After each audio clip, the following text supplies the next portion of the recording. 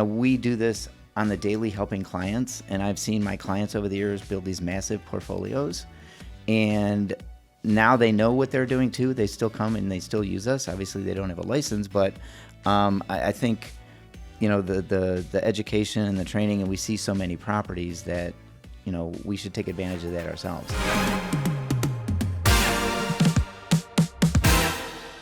Today's guests are both successful agents at Properties Christie's International Real Estate, but they've taken different paths when it comes to investing. In this episode, I'm joined by Luke Blahnik and Guido Piunti to break down what it looks like to build a portfolio alongside your business.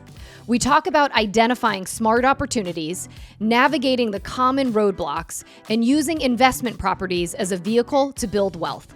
If you've ever been curious about investing in real estate, then this one's for you.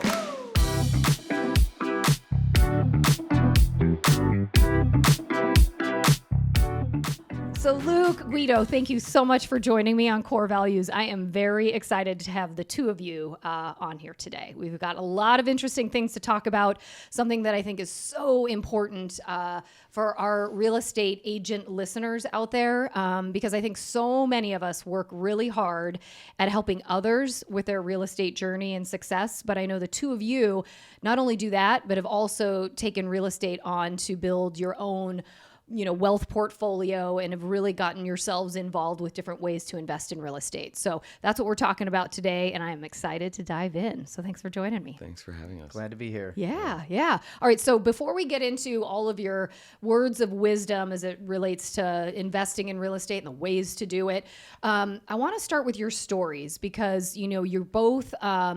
you've been doing this for a long time, but I want to understand where you're from and how you got into real estate, because I always know it's kind of an interesting story when I talk to people. So Luke, let's start with you. Sure. I'm from Sycamore, Illinois, Alrighty. a little town 60 miles directly west of Chicago.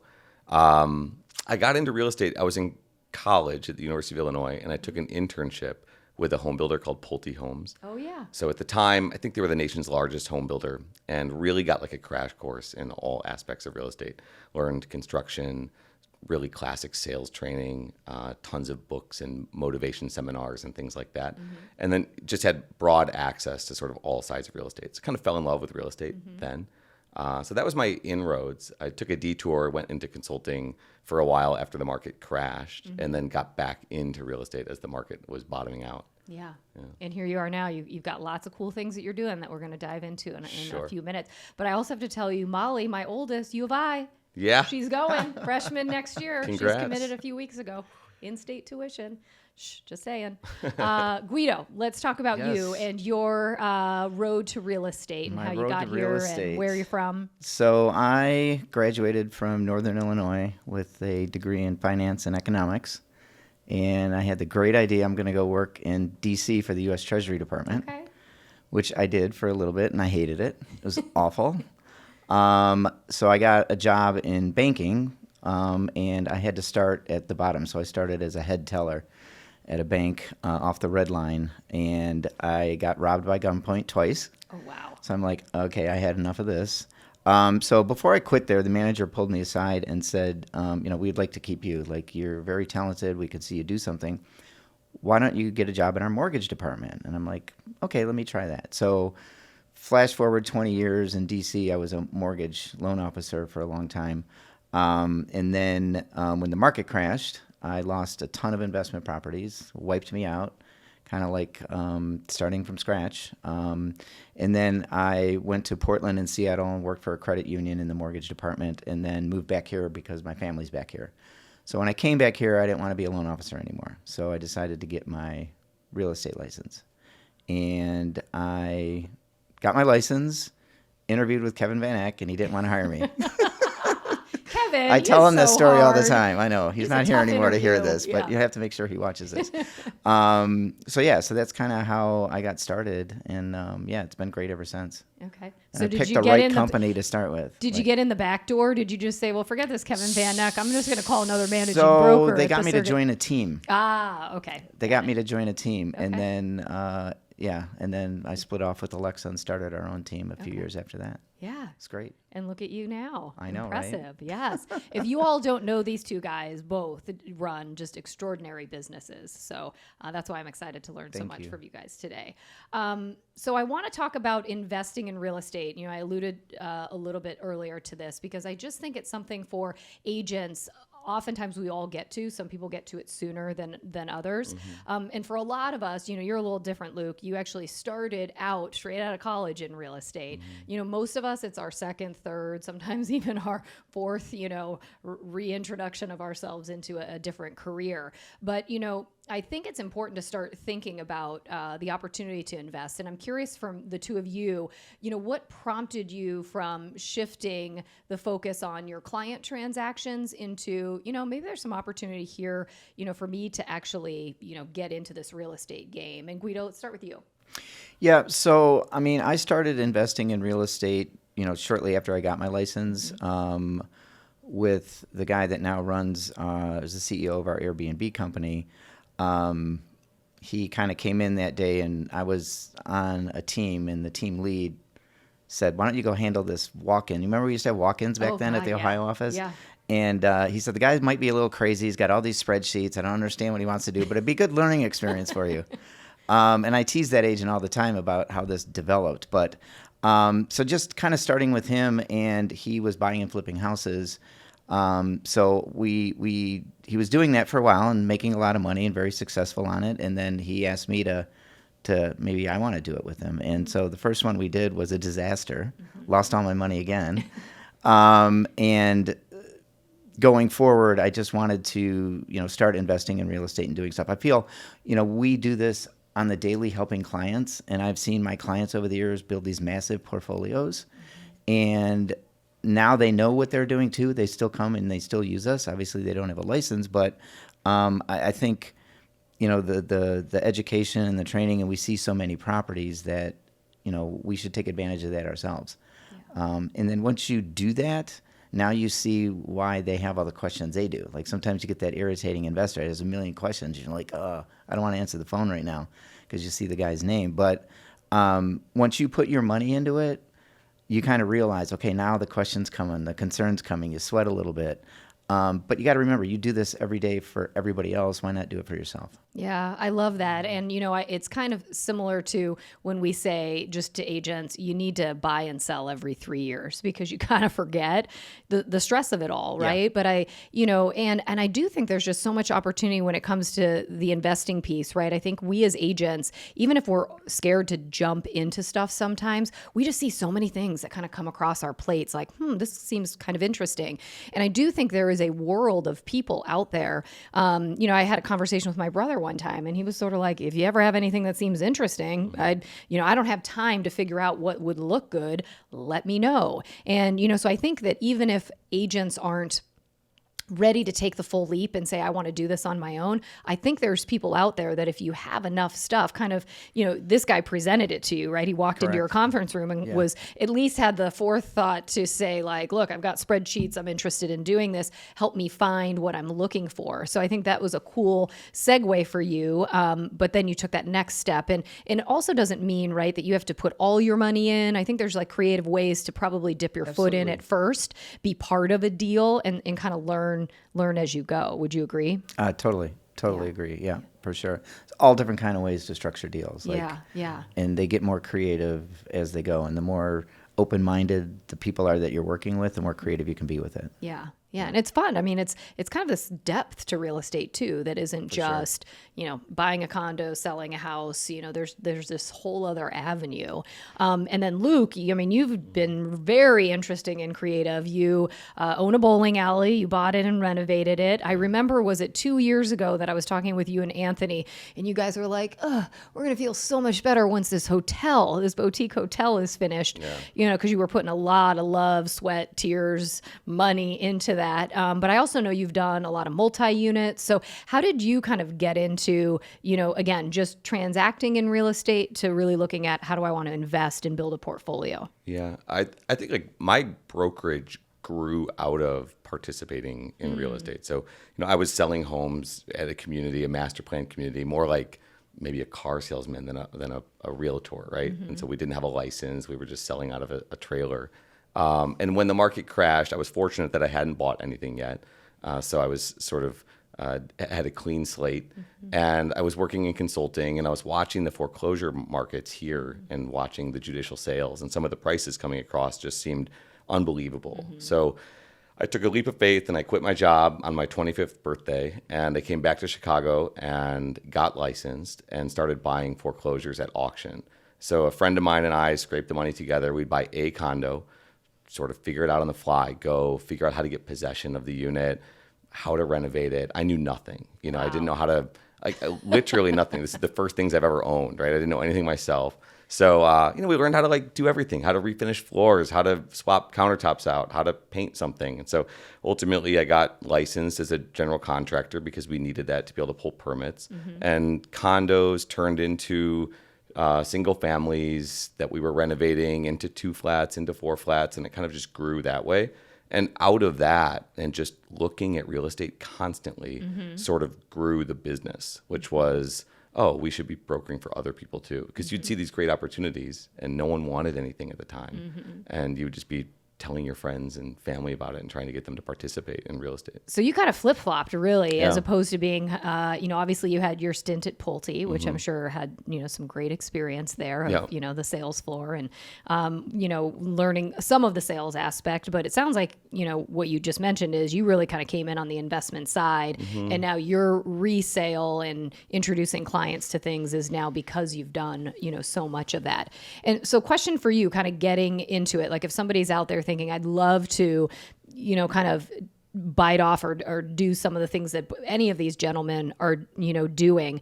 Do you focus on an area? Like, what are some of like the first steps for people? Because I think it sounds great. Like your story sounds amazing, but it probably took you 10 or 15 years of like pain and mistakes and, real bad times and crap. We just lost that deal and lost all that money. Like seems easy now that you're on this other side. Sure. And so I know it's not so glamorous, but like if somebody's out there thinking, I kind of do want to figure out how to start, like, what is a word or two of advice? Like, do you focus on a location? Do you kind of focus on a unit? Do you figure out like where your money's coming from first? Do you kind of have a team together so that if you find something, you can move quickly? Like, what would you say? Great questions. I think, real estate's not a passive investment. Like these are active investments. And so if you're going to buy something, make sure you're comfortable going there all the time and you want to own it. I think that's sort of my guiding principle of like, become an expert on an area, spend a bunch of time somewhere, get familiar with it so that you know what's good from what's bad. It's like going through the racks at a thrift store and like you identify what has value and what doesn't. And once you have that, you have to be prepared to own this thing, probably for a long time. You're going to visit this property 20 times more often than you think you are. And, and you're going to deal with issues that you can never anticipate. So if you don't like it, fundamentally, don't buy it. So find something you like, and that was sort of our guiding principle is I was buying brick buildings on wide lots in Logan Square and Avondale that we saw value in. And that still sort of remains the guiding principle. Now we look for opportunity and interesting things a bit broader, maybe like you geographically expand a little bit, but yeah, spend time and become an expert at something. And that will pay the dividends. And it makes you better at your craft as well as a broker, just because you know things and you've seen every property on the market and you can rattle off facts to people, and it just makes you that much more dangerous as a broker also. That's all good advice. One follow-up to that, because Logan Square, has had such a renaissance over the last 10, 15 years. I remember selling there, 20 years ago, and you started seeing it. Was there any of that where you're like, I think that this neighborhood, I know you live there, so you personally sort of invested in being there and what it was going to become, but were there signs or were there things where you recognized along the way, like, these are smart investments because I'm seeing this happen? Like, was there anything that was like, this is moving in the right direction? Yeah, I was fortunate that right out of college, I went to the apartment source and got in like the back of a Volkswagen Bug and zoomed around Chicago looking at apartments and landed on the square in Logan Square. And so, that was just fortunate, right? And so you're in this neighborhood, you can see it happening. You can feel it. Like the cool restaurant pops up or something blossoms and you see how great the housing stock is and how nice the neighborhoods are. And, the people that are there love it and care for it, but the values are just depressed. So it felt like such a logical place. And, I would go and check out a bunch of different neighborhoods just to make sure I wasn't like exercising some sort of home field advantage or some inability. Or even like blinded exactly, by it, right? to Because you see liked what it was, so much. was really out there. But yeah, it just became clear that like I don't know if there are better and greener pastures, but this is one that we absolutely want to own some of this property because it feels good all the way around. Yeah. So yeah, and then you see people moving into the neighborhood and you realize, oh, a lot of these apartments need renovation. We can buy them, renovate them, and switch it up a bit and bring it to a different group of renters who want to pay a little more for a fully renovated apartment. So that was like the impetus for the opportunity. Yeah. And I feel like it just then things kind of snowball, right? Because you just, I think kind of anything, momentum begets momentum. And then you just get better at eyeballing things. So I love that. You guys have done a lot of really cool stuff. And I have good friends that are in Logan Square. I helped them buy a house there 23 years ago, and we still laugh about it, but it's like they're never moving out. It's a great area. It's awesome. It really is. It really is. So cool. I mean, obviously, I told them that they should buy it. Smart. Right? Smart. Yeah, because I knew. So Guido, let's talk a little bit about your investment journey because it's a little bit different. Sure. And you and I have talked a lot about this, but you're much more in the short-term rental game, which I also think is a very intriguing spot for a lot of people. I know myself and a good friend of mine, we own an Airbnb in Michigan, and I also have one unit, and we're doing well, pretty good, and we're learning a lot of things along the way. Also, we were managed by a company, and now we're kind of doing some self-management.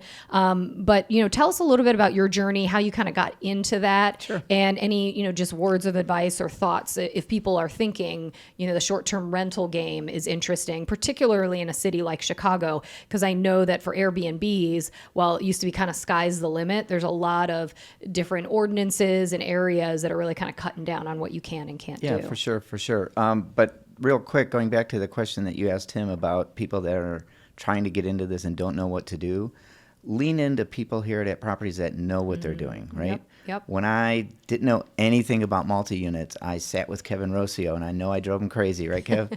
Going over spreadsheets and how do you figure out what is a cap rate? Talk to people that have done it because you won't make the same mistakes. I mean, maybe you do, but at least you can ward off some of those mistakes and things like that. So I would say lean into people that know and that have done it, and then get your questions answered before you step in. The Airbnb thing, so our Airbnb company is structured now, and our partners are structured that it's not a main source of income for anybody, except for the two guys that run it. It's more of a retirement vehicle for us down the road. So 100% of our profits are rolled into expanding the business and doing that, so that when we retire, we have kind of like a Social Security check from the Airbnb business, because we're all at different ages. Like the young CEOs are in their early 30s. I think the oldest guy is getting ready to retire next year. I've got a while yet, but that's kind of the premise of how it was set up.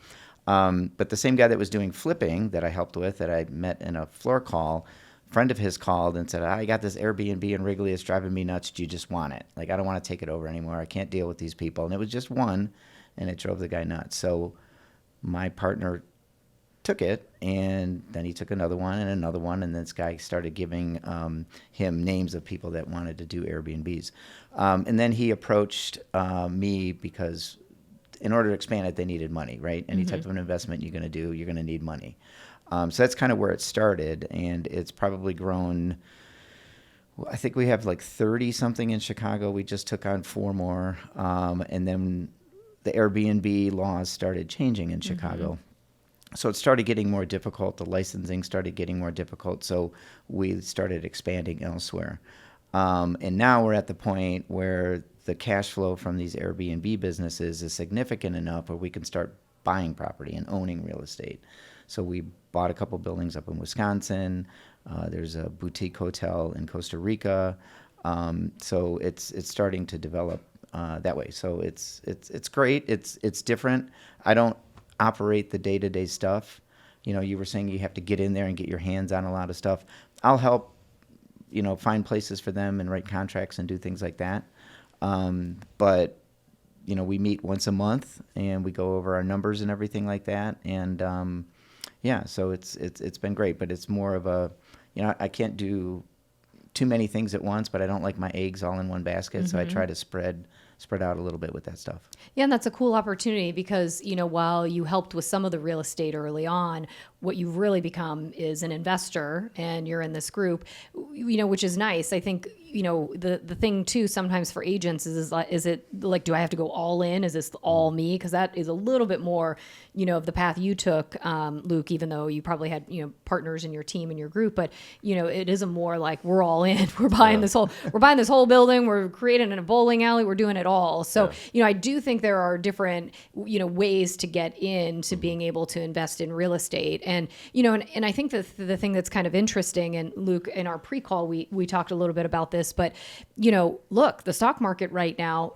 knock on wood, right? We're seeing that it is a pretty great place to put your money. Right. And, so I'd love for you to kind of talk about the fact that, stocks are a great place to put your money. You want to put some of that into the portfolio, but some of the I think that for real estate agents in particular, there's some really nice benefits to investing in real estate. But if, as you had said, if you're expecting to turn around and have a ton of cash in 2 years off of this investment, that might not be the best avenue for you if that's what you're looking for. But if you're looking to diversify, I think you had said the thing you like about real estate is it's dirt, it's physical, you own it, you can see it, it's you can touch it, you can visit it, and there's something to that, and it's a longer term. But there's also advantages that you've been able to tap into as a result of owning real estate. So I'd love if you could talk a little bit about that, because I don't know if all agents really know some of those advantages, even from both of you, like what you've been able to do.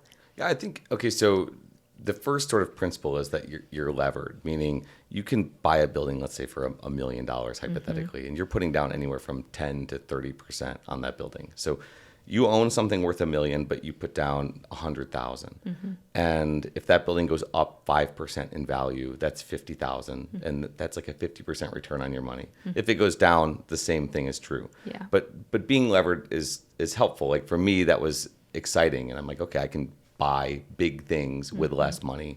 So that was an exciting reason to get into real estate. And that's, if you're buying in areas where the market has gone up, that's been a very good thing to own a bunch of property in areas where the values go up across the board. I think, so that's sort of like one tier. The second is when you buy a place, you have a mortgage payment, and there's a portion that goes towards interest, and then there's a portion that goes towards principal. It's very little at the beginning, but then over 3, 5, 7 years, those principal payments start becoming realer. That's people's owner-occupied homes or investment property. So if your tenants are paying the rent or they're paying the mortgage with their rent, you're accumulating principal reduction in the building. And then there's kind of like the tax advantage, which to me is maybe the most compelling part for a real estate broker to participate in real estate. And that's, you can depreciate the value of the building over usually a 30-year schedule, but current tax code allows you to front load a lot of that depreciation, and you get like a real big bite of the apple in year 1 or year 2 of owning a building, and then smaller bites for the next 29 years. And that loss that the building gives you can be applied against your income and reduce your tax burden. And that's a very powerful vehicle when you're making money in brokerage to be able to lessen your tax burden, keep more of your money, and sort of it has an effect to be able to sort of propel you to continue to invest and incentivizes you to continue to invest in real estate.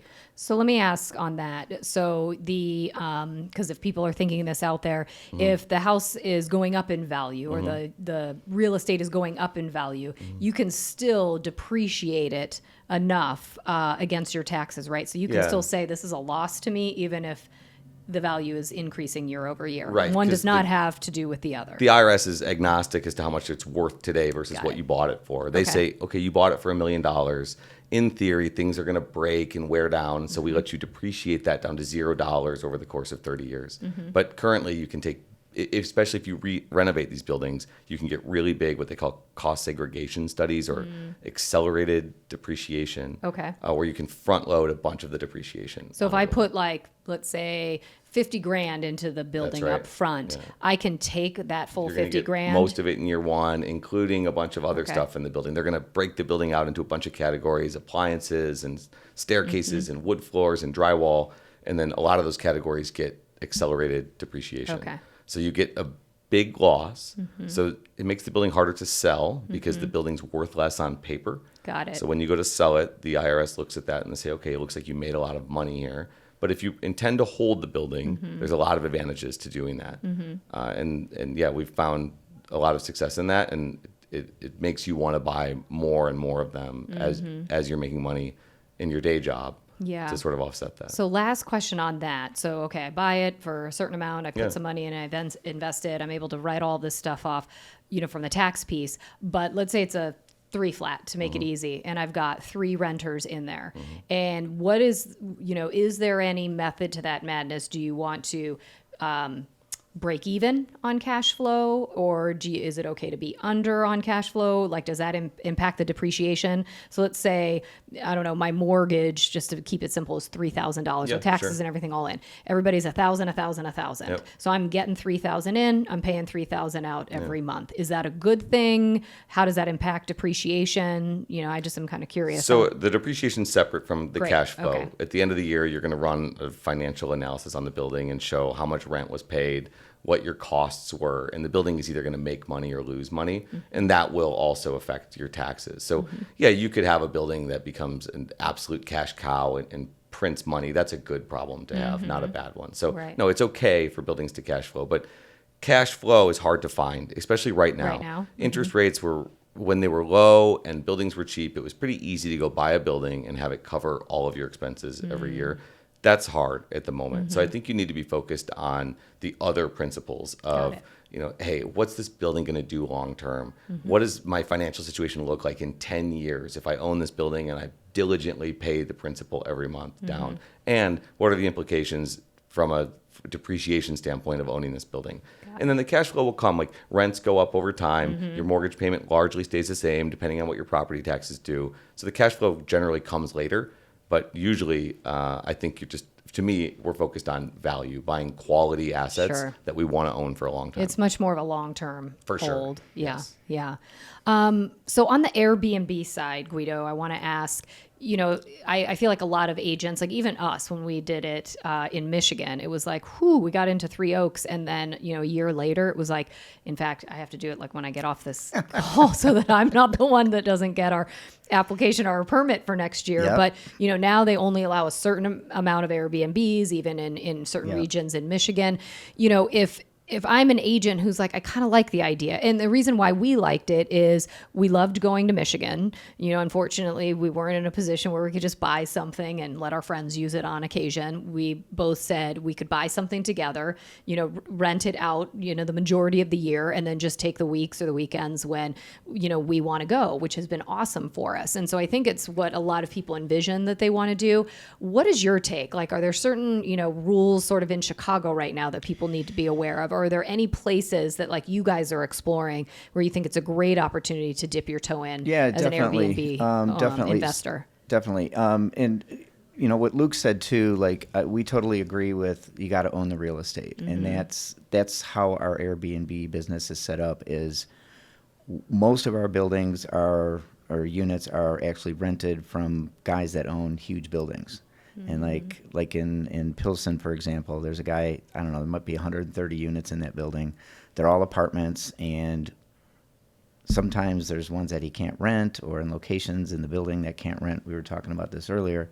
So we rent them, and And it's then Airbnb on arbitrage top on the of that. Airbnb on top of it. So in our lease, we're allowed to Airbnb.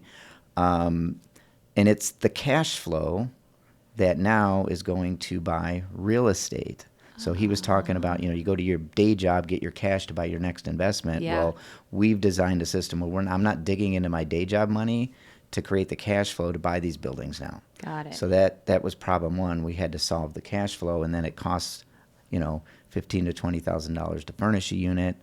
So now that the cash is flowing, now we have money, and we do the exact same thing you do, and you were talking about, buying quality buildings, doing the tax deductions, doing the write-offs.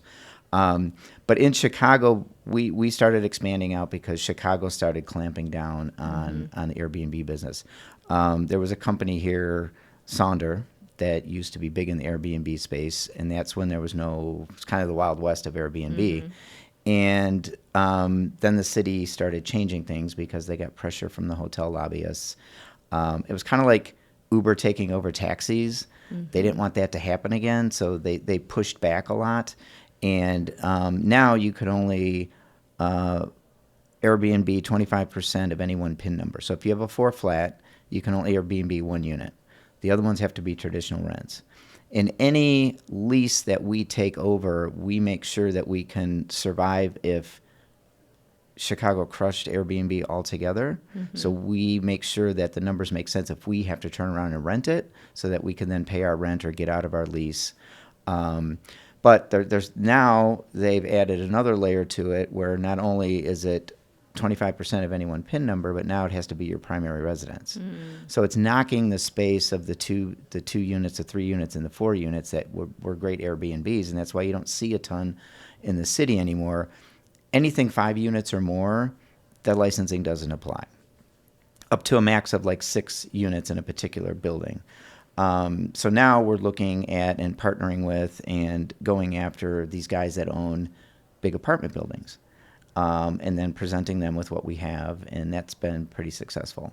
So that's how we're able to expand in Chicago with the tightened regulations. Short of that, go somewhere else where there's no regulations. Yeah.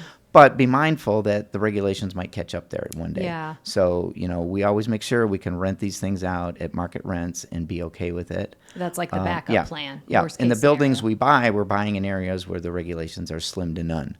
So that way we can Airbnb all the units. Yeah. But again, we make sure that the market rents there would cover, because if somebody comes If and into when. the ones we own in Wisconsin and says, you know what, can't Airbnb anymore, all these rules start coming into play.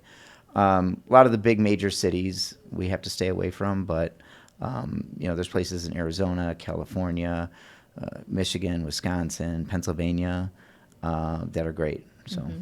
And we were talking about this a couple of days ago, but just also with the use of AI or chat, I was saying to the two of you, how do you put a pro forma? I know, big word, right? But how do you put a spreadsheet together?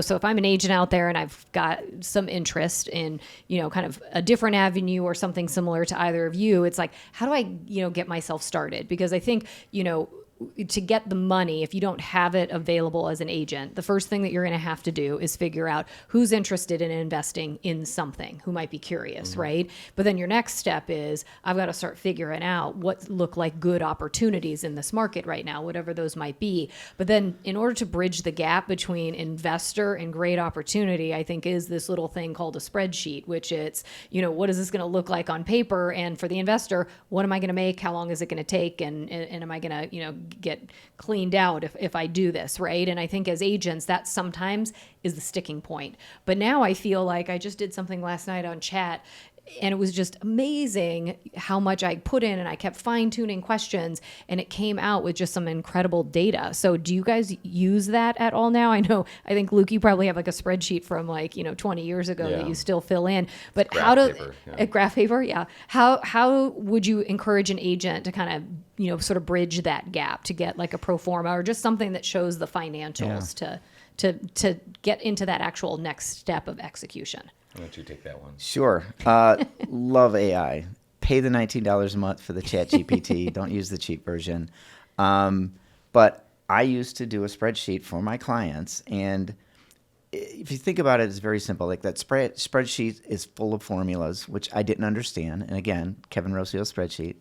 I'm not paying you anything. Just copy and paste it, right? And just So, reuse it. yeah, but you're basically taking data, right? Whether it's be rents, expenses, your down payment on the mortgage, your interest rate number, and you're plugging them into your formula and plugging them into your spreadsheet. So I took that spreadsheet and created something in ChatGPT, and now I just click on ChatGPT and I say, this is the interest rate, this is the expenses, this is the water bill, this is the rent, this is the blah, blah, blah, blah. Anything I would write on that spreadsheet, I talk into my phone, and it spits out my data for my investor.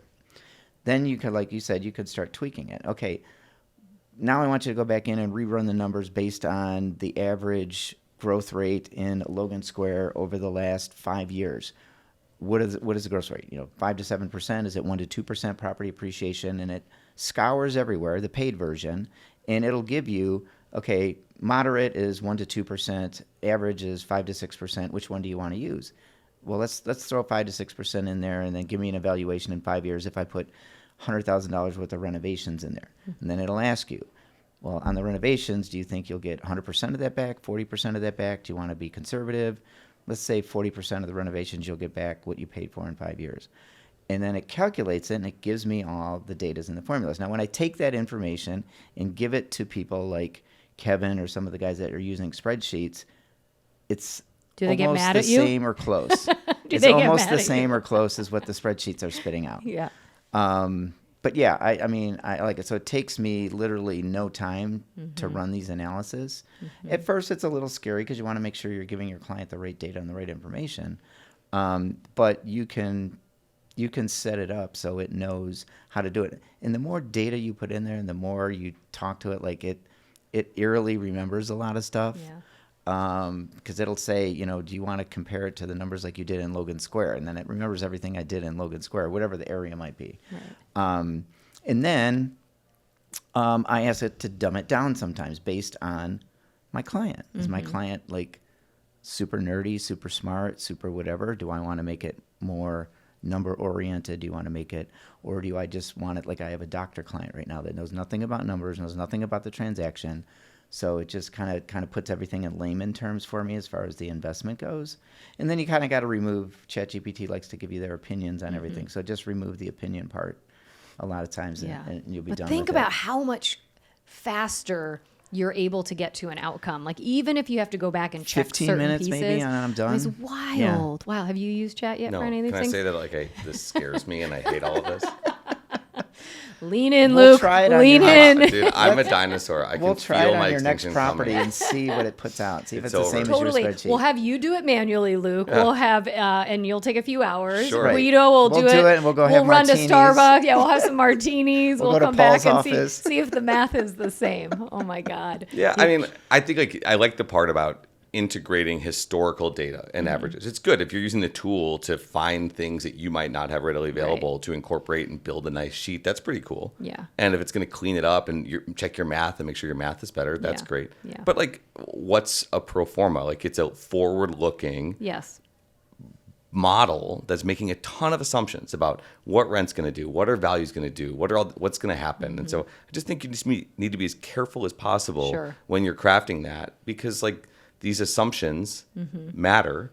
And they could be wrong. Yeah, You and know, I they mean, could get anytime it if you've wrong. ever gone to look at a building where the broker hands you an offering memorandum and they've got hypothetical rents kind of to justify their list price, and you're like, well, where did these come from? Like, oh, this is just what we think. You're like, oh, that's nice. And you just throw it in the garbage. Yeah, I'll and- take the actual rents and we'll look at the building, please. Just because anyway, it's powerful, but it needs to be accurate. Sure. So just Yeah, the the computer accuracy. can't do everything for Right. you. Accuracy is important. Right. So And having a mentor or somebody who can do it on a spreadsheet or on graph paper Yeah. themselves. But I do think there's ways that you can, use AI to, kind of speed up some of that process and Sure. kind of use that in tandem.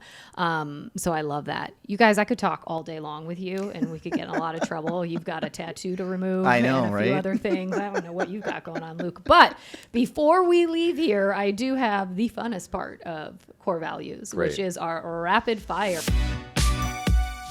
right. Speed round with Luke and Guido. So just a note, speed round, because Okay. sometimes people don't recognize the speed part of rapid fire. I'm ready. All right, so we're going to start with you on every question, Luke, and then we'll go straight to Guido. Luke, you first. What was your first job ever? I delivered newspapers in 4th and 5th grade. So did I. I did it with my Did you? brother. Look at all of these. Yes. Yes. I was sort of like, did all the stuff for him and he delivered them. But yes. What about you, Guido? Painting for my mom's construction company, and then a dishwasher in my dad's restaurant. Look at you. I love that. They were instilling that great work ethic, Blue collar. working it That's out. good. Yes. All right. What would you be doing if you weren't in real estate, Luke? So if I don't have anything to do, I carry garbage bags and a poker in the back of my car, and I pick up garbage when I don't have anything to do. So I would be a garbage man. That you would be a garbage man? Yeah. Okay. All right. They were saying, imagine if garbage was, what was it, energy? I think I saw it on the side of the waste management truck the other day. So there you Marty go. McFly, It could be, it could be your next journey. All right. What about you, Guido? What would you be doing if you weren't in real estate? Probably something in like donating my time, helping with charities and stuff like that. would probably be I what mean, I you would like to guys, do. I mean, garbage man. But, I mean, if donating money's no charity- object, I yeah. didn't say that. And But if then, money was okay, no well, object, yeah, okay. if money okay. was no object. What a All guy. right, I love it. Luke, Between the vacations, though, let me. Between the Could you vacations. ask me that again? No kidding. I'm a full-time vacationer. If you could only have one meal for the rest of your life, Luke, what would it be? I kind of do this now.